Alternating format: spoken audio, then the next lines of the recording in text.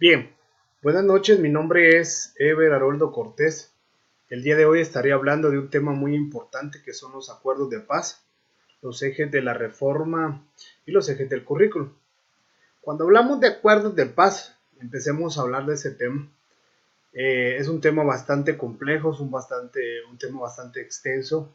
Podríamos pasar hablando durante mucho tiempo parte de lo que es la historia del conflicto armado interno de nuestro país, pero le dedicaremos a este video el tiempo necesario para hablar estrictamente de lo que son los acuerdos. Todos sabemos que surge un conflicto entre la guerrilla URNG y el Estado de Guatemala debido a una serie de disconformidades, vamos a llamarlo así, un levantamiento armado entre personas, sociedad civil, estudiantes universitarios, eh, pero la disconformidad surge por, por conflictos de tierras y otros. Entonces les decía que eso causó un daño tremendo a la población. Fueron más de 200,000 personas que perdieron la vida, entre ellas mucha gente inocente. Entonces surge la necesidad de tratar acerca de un conflicto. Y para ello debían de llevar a cabo ciertos acuerdos.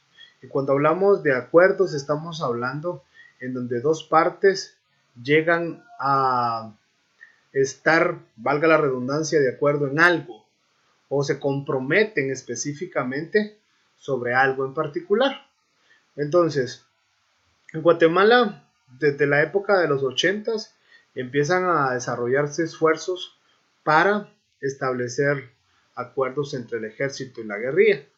Muchos de estos intentos, vamos a decir, fueron intentos fallidos que no funcionaron, no dieron frutos. Vamos a hablar un poquito de antecedentes desde el año 1987, como decía. Empiezan a establecerse algunos de los esfuerzos para eh, entablar algún diálogo, el proceso de diálogo entre los sectores civiles.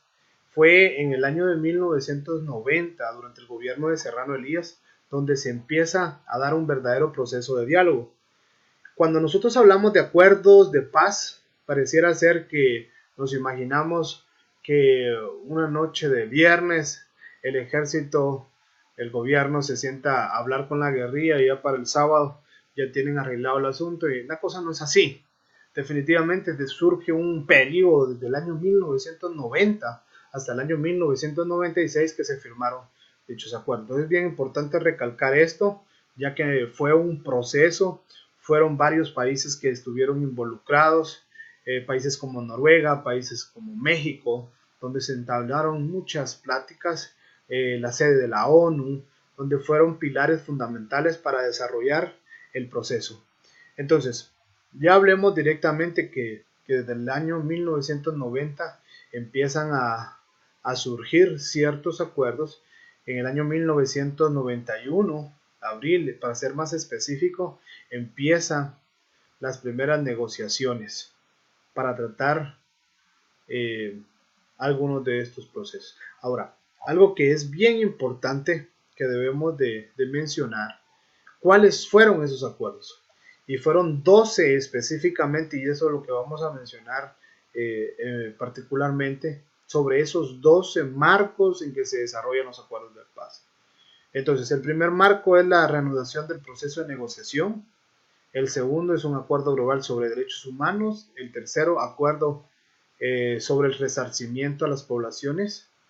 Y luego está el acuerdo del establecimiento del esclarecimiento histórico. Está el acuerdo sobre los derechos e identidades de los pueblos indígenas, acuerdos socioeconómicos, acuerdos sobre el fortalecimiento del poder civil y la función del ejército. Y así hay algunos otros acuerdos que los vamos a ir explicando detenidamente. Entonces, empecemos a hablar de los primeros acuerdos.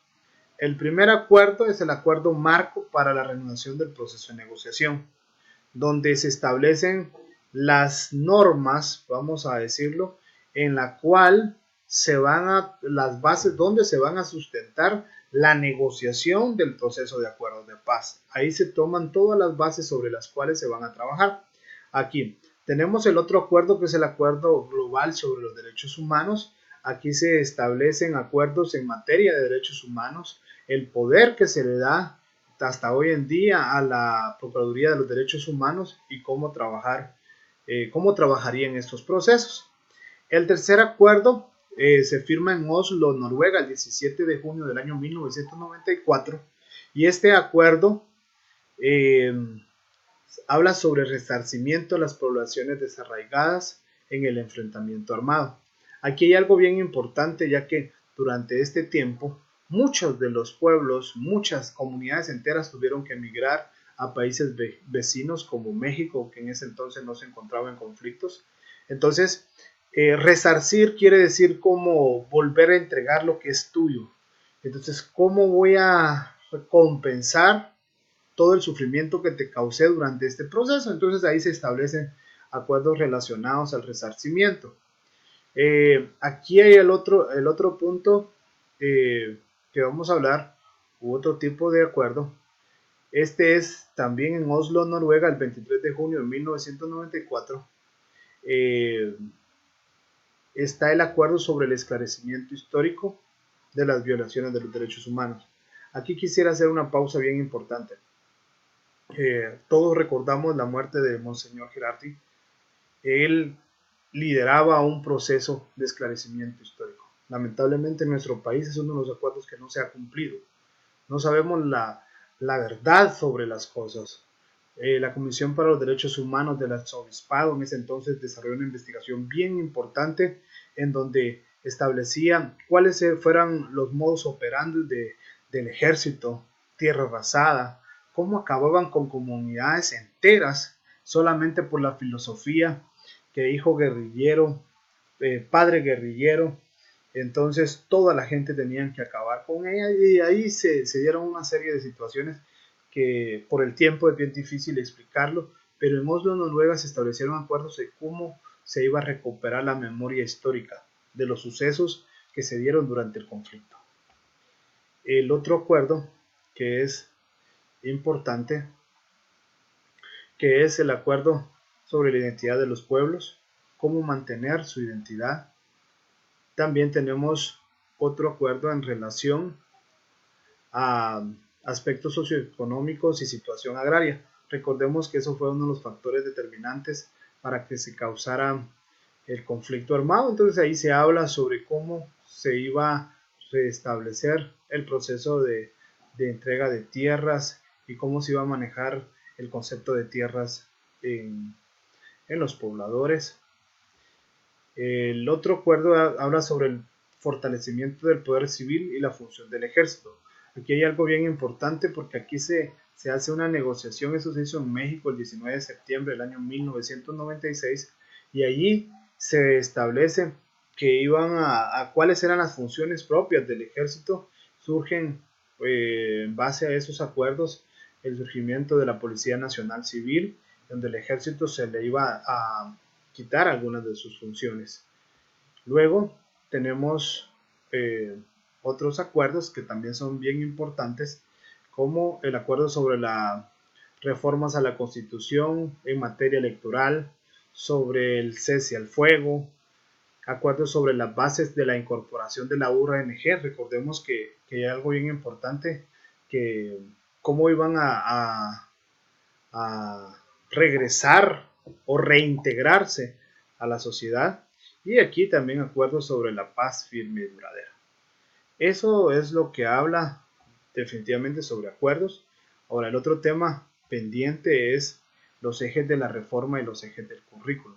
Esto surge con la necesidad que existe de implementar los acuerdos de paz, en donde se iban a trabajar aspectos bien importantes. Vamos a ir corriendo algunas de las diapositivas para llegar ahí. Aspectos bien importantes sobre el tema de cómo el rol de la educación para cumplimiento de los acuerdos de paz. Cómo iba a trabajar la educación, el tema de interculturalidad, el tema de valores para el fortalecimiento de los acuerdos de paz en nuestro sistema educativo. De eso prácticamente es lo que desarrolla el tema de esta semana. Gracias por su atención.